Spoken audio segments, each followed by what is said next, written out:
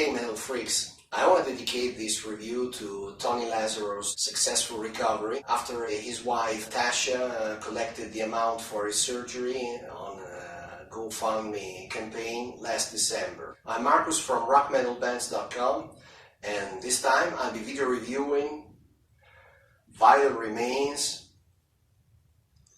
Into Cold Darkness. The second album from the Rhode Island Deathsters comes after the much-praised debut Let Us Pray, released in 1992. This album is the last one to feature guitarist Paul Flynn, vocalist and PR manager Jeff Grossling, and the only one with drummer Rick Corbett. Unfortunately, this album was overshadowed by contemporary releases by Cannibal Corpse, Morbid Angel, B-Side and so on, also because of a scarce distribution. Yet Vital Remains are important for the formation of death black metal, also called Latvian dramatic death metal. Many accuse the band of writing too long repetitive compositions, but rest assured this is not the case with Into Cold Darkness, being the shortest and most concise album they've ever released. If you like the debut album, you absolutely have to own this album.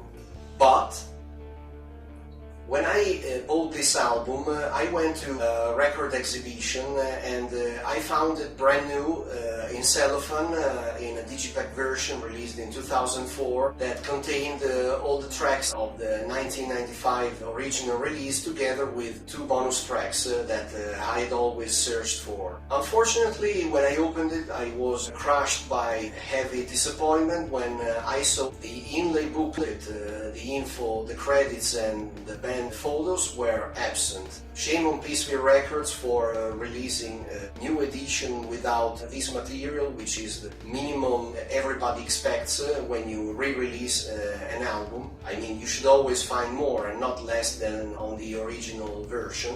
I'm not expecting an 18-page deluxe version, but I think in this case you should look for another version if you're not so interested in having the complete album tracks. Now, moving to the visual aspect in detail, first of all I want to say the front cover artwork depicts a night Arctic view. There is a wolf and there are some fur, some stars in the sky, but most of all there's a green aurora borealis, the most typical one, with a few yellow and blue streaks. This may look like a typical true Norwegian black metal front cover artwork, but in this case Vital Remains are mainly a death metal band and the black metal elements just represent an 8-10% of their musical economy. In the second page we find the wolf close to a pentacle, and they are surrounded by a herald.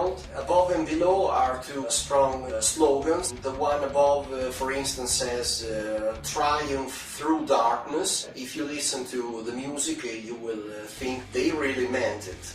On the third page, under the disc and the tray, we find a very complex digital drawing in red and black. First of all, we have lots of esoterical symbols, then we find a pentacle, a circle with two triangles. At the center, we find a snake eating its own tail. Inside the snake, we see the head of a goat, and above that, we read Lucifer Rex. As if it weren't enough, around all I described earlier, we see the names of 8 powerful demons. All of these elements are reproduced on the disc itself, but in black and white. The last page simply features a black background with the track list in white in Gothic characters, and then down below just the info of the record company that re-released the album. Just this, nothing more. As to the curiosities surrounding the band and the album, I want to mention just a few, but you can find much more in the written review shown in the link below. Number 1. Unfortunately, 3 ex-singers of the band died in the space of 1 year, between 2017 and 2018. Jake Raymond, Chris Ross and Scott Wiley. Number 2, guitarist Tony Lazzaro is the first to be endorsed by Yevcon Guitars with his own signature model, the Crucifier, which consists of a 3-way laminate neck-through with inverted cross inlays and maple wings. Number 3, Sanford, Florida police officer Andrew Riggs was fired because he appeared on stage together with Vital Remains for the presentation of the song Let the Killing Begin. He was with his uniform, he was on duty, and he was patrolling the place. And as to Police Chief Cecil B. Smith, this is what happened, but Riggs himself later stated that he had already handed his resignation earlier, so it was just a matter of time. Number 4, ex-drummer Tim Young, who also won an extreme drumming competition,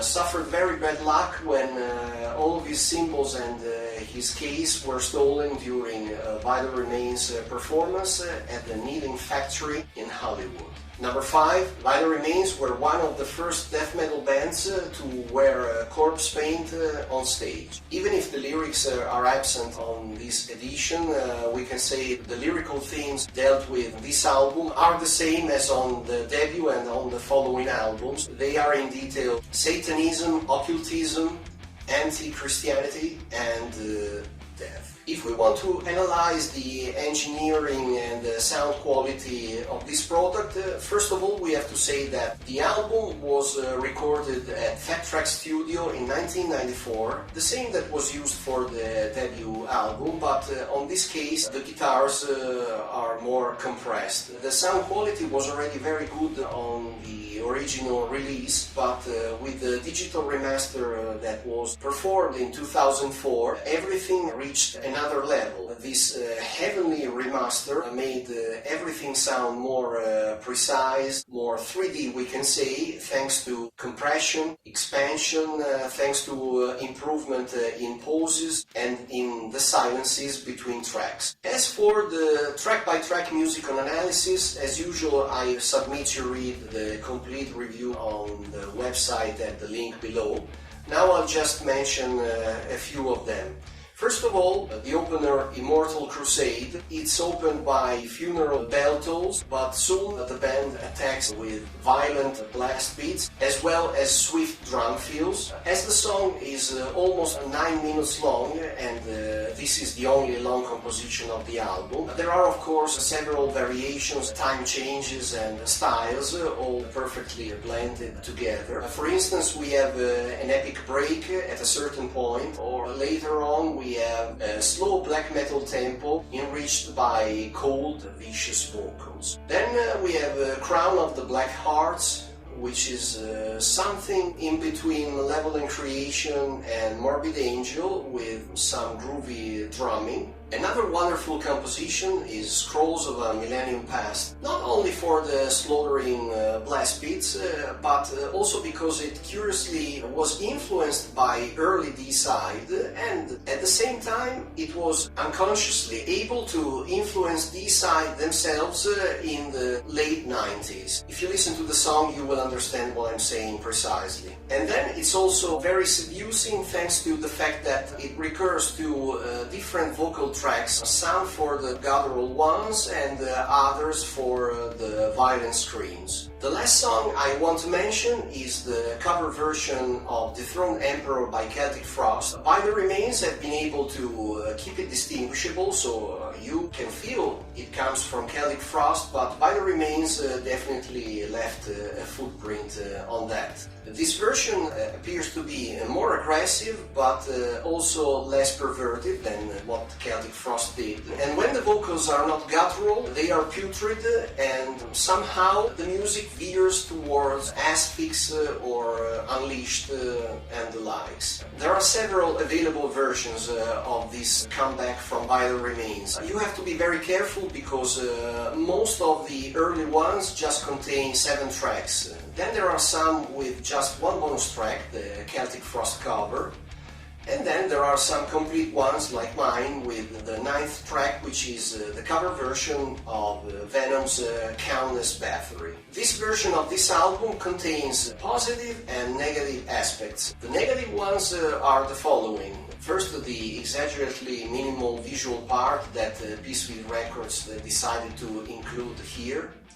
Secondly, the scarce distribution that made Vital Remains have Jeff Grosling send some copies of the vinyl or CD version of the second album himself. Thirdly, the fact that there are no official videos to promote this album besides some live exhibitions. Whereas the positive aspects are the fact that the arrangements and songwriting are of top-notch level. The quality of the sound is very good, and thirdly, the digital remaster has made this product something really incredible, because it sounds so involving that you cannot remain cold in front of these tracks. They are absolutely catchy, even if they are so brutal and so relentless. In conclusion, if you're a fan of D-Side, Morbid Angel, Hate Eternal, Impiety, Angel Corpse, Suffocation, Order from Chaos, Crisium,